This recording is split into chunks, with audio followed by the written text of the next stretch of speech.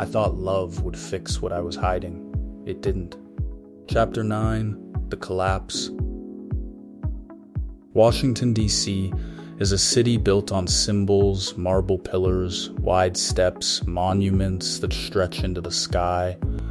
From this hotel window, I can see the Lincoln Memorial glowing in the distance, the Potomac moving quietly beneath the bridges, the city holding its breath between history and the present moment. It's a city that carries weight, responsibility, consequences, truths that can't be avoided forever. It's the right place to talk about the collapse of my marriage. Because collapse isn't loud, not always. Sometimes it's quiet, sometimes it's slow, sometimes it's a whisper before it becomes a fracture. I walked into marriage hoping it would fix me, hoping love would heal the parts of me I didn't understand, hoping commitment would silence the patterns I had carried since childhood, but love can't fix what you refuse to face. And secrets always find their way into the spaces you want to protect most. At first, everything looked fine. We laughed, we built routines, we made plans, we tried to build a life that felt stable, predictable, safe. But inside, I was still hiding, still escaping, still disappearing into the private world I had built long before I ever said I do. Washington, D.C. At night feels like a city of masks, polished exteriors, hidden motives, quiet negotiations behind closed doors. That was my marriage. Not because she wasn't honest, but because I wasn't. I didn't know how to be seen that deeply.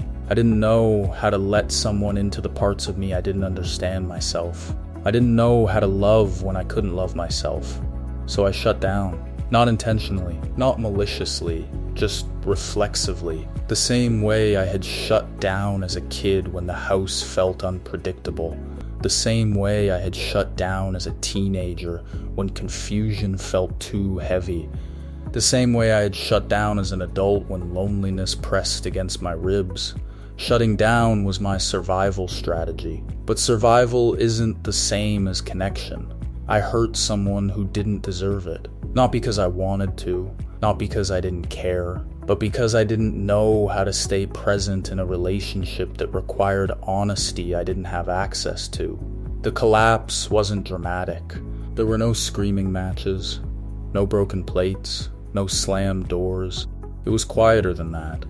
A slow drifting, a growing distance, a series of small moments where we stopped reaching for each other.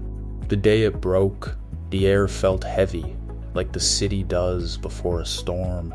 We sat across from each other, both of us knowing something had ended long before we said the words out loud. There's a particular kind of shame that comes from hurting someone you love. A shame that doesn't shout, it whispers, it sits in your chest. It follows you into every room. It lingers long after the relationship ends. Washington, D.C. understands that kind of weight. This is a city where decisions ripple outward, where consequences echo, where the past is carved into stone so no one forgets. My collapse wasn't carved anywhere, but it carved me. After the marriage ended, I blamed everything but the truth. Stress, timing, circumstances, anything that kept me from looking inward. But something held me. Call it grace. Call it a higher power. Call it protection I didn't earn. Because even though I was unraveling, I didn't fall completely apart. Something or someone kept me from going off the rails, kept me from disappearing entirely, kept me from becoming the worst version of myself. Protection doesn't always look like rescue. Sometimes it looks like a boundary, a consequence, a collapse that forces you to see what you've been avoiding. Standing here in Washington, D.C., looking at the monuments lit against the night sky, I can feel the echo of that collapse, not as failure, but as truth. The truth that love can't fix what you hide. The truth that secrets seep into everything you build. The truth that collapse can be both devastating and necessary. This chapter isn't about blame. It's about honesty. It's about acknowledging the moment where everything fell apart so something new could eventually begin.